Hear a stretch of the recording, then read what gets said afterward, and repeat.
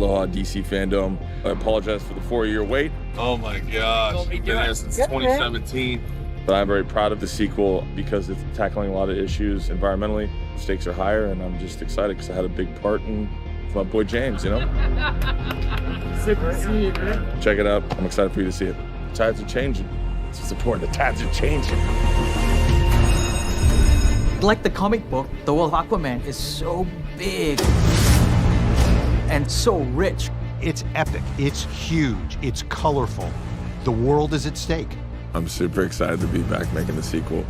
I have so much invested into it. I love this character. I love what it represents. There's nothing that I've ever been a part of that's like this. People are going to be in for a treat. When Aquaman 2 comes out, they're going to get a movie that's more mature, but yet still retain its fun, to give the audience something different, something new that they haven't seen before. The success of that movie as the biggest DC movie of all time shows what James Wan and his team were able to do. And in this second film, we have turned the dials up to 11. It has the action, the fun, the heart. Action! Superheroes and supervillains have entertained generations of fans across the globe. Good, you got it? We put that in the movie? To play around with this cast again is quite a trip. We're having a blast. This movie's a lot of fun. I think fans are going to be very happy. And I think James is really excited to go all out. This is an exciting scene. We better get to a little bit of action. It's going to be a fun adventure like it was the first time. Just better. We see that Black Manta is still seeking his vengeance to try and kill Aquaman. That's gonna be something that's exciting for the audience, something for them to be swept up into the world of Aquaman again. About to kick some ass. It's a globe-trotting story. We visit so many different worlds. This movie isn't afraid to embrace its fantasy and go on this magical journey. I think it's gonna be really awesome.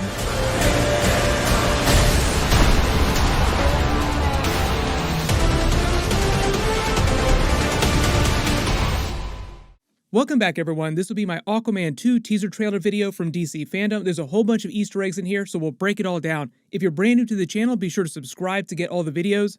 There's still a bunch of really big trailers that I'm working on, so I'll try to get those out as fast as possible. But just starting at the beginning of this and working our way through shot by shot of all the new footage. Some of this is behind the scenes of them just talking about being really hyped up. So we'll just focus on the new footage. But the title of the movie is The Lost Kingdom, as in The Lost Kingdom of Atlantis. There are 7 kingdoms of Atlantis. We only saw 6 of them in the first movie. So this movie is all about revealing what happened to that lost kingdom. They mentioned it in the first movie. They said before the lost kingdom had been lost, when they were talking about the Great Fall, when Atlantis sank into the ocean.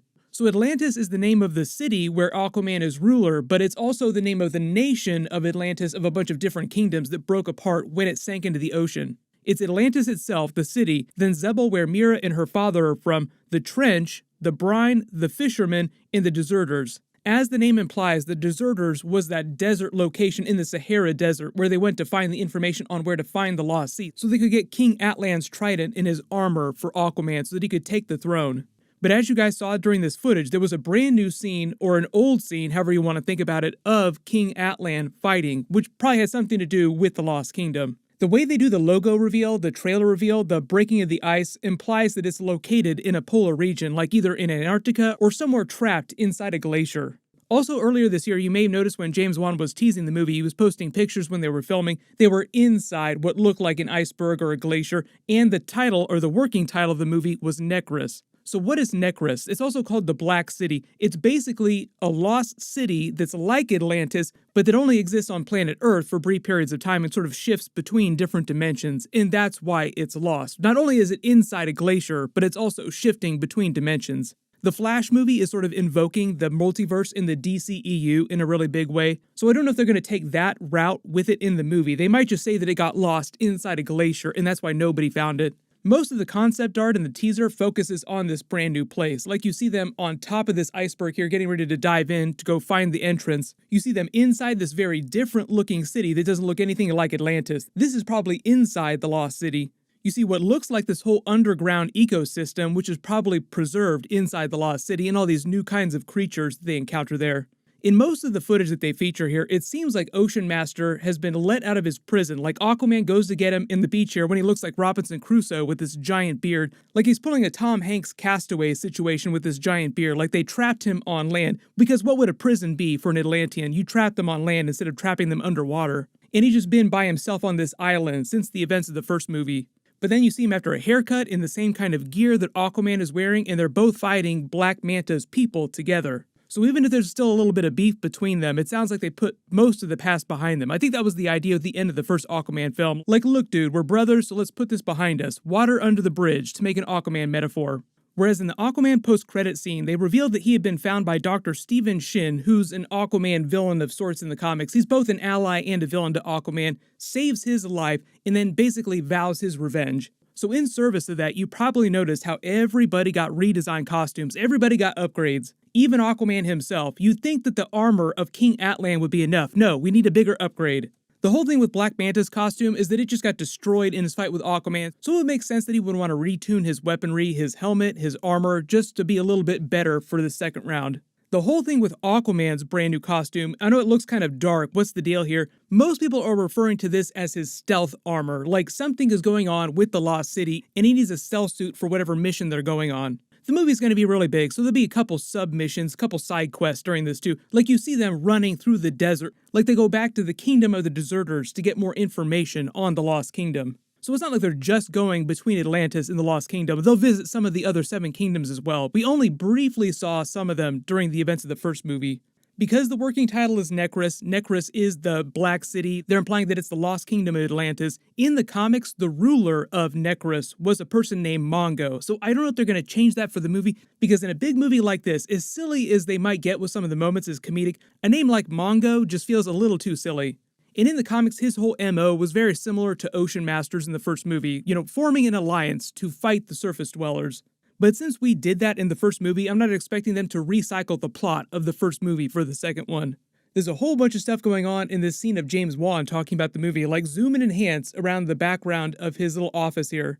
Most of this is all just concept art of people from the Lost Kingdom, like soldiers from the Lost Kingdom with new technology. Aquaman's new costume, his old costume from the first film, the armor of King Atlan. And I know a lot of people saw this shark here and they're like, wait a minute, is that King Shark? Is there going to be a King Shark cameo in the movie from the Suicide Squad? Because that would be amazing. I'm not going to hold my breath on that, but that would be one of the few cameos from the Suicide Squad movie that seems like it would be an easy slam dunk for an Aquaman film. They haven't completely explained the timeline of the movie. I believe it's supposed to take place within a couple years of Aquaman taking the throne. So he's been king of Atlantis for a couple years now. When they learn about what's going on with the Lost Kingdom, there's some big threat that requires them to go find it. And as a lot of the footage implies, that might have something to do with what Black Manta is doing during the movie. Black Manta co-opting more Atlantean technology and possibly more weaponry from this Lost Kingdom. They haven't said much about crossovers. They don't really need to have any big Justice League crossovers. During the first film, they did reference the events of the Justice League film just for continuity.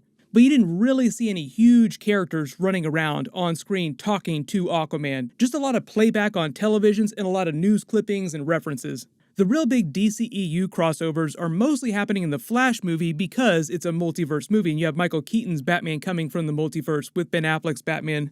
Also probably Shazam too, but movies like The Batman, for instance, not going to be a big crossover movie, mostly self-contained in its own little universe that Matt Reeves is building. I also talked about this during my Black Adam video because everybody's kind of wondering what's happening with Superman, and so many of the different DCEU actors that still have movies that are happening want to do some sort of big crossover with other characters, particularly Superman, Wonder Woman. Right now, just based on the way people are talking, the best chance for him coming back would be inside the Black Adam sequels, if he's not already in the first Black Adam movie. But obviously this whole Aquaman 2 teaser is just meant to be an early look at the film. There'll be a much bigger trailer next year. Like they've been filming, they still have a lot of work to do in the film. That's why they didn't show full trailers for all the DC movies. If you have any big questions or you spotted any big Easter eggs during this that I didn't talk about in the video, just write them below in the comments. Everyone click here for that brand new Shazam 2 trailer video and click here for my Batman trailer video. Thank you so much for watching, everyone stay safe, and I'll see you guys in the next one.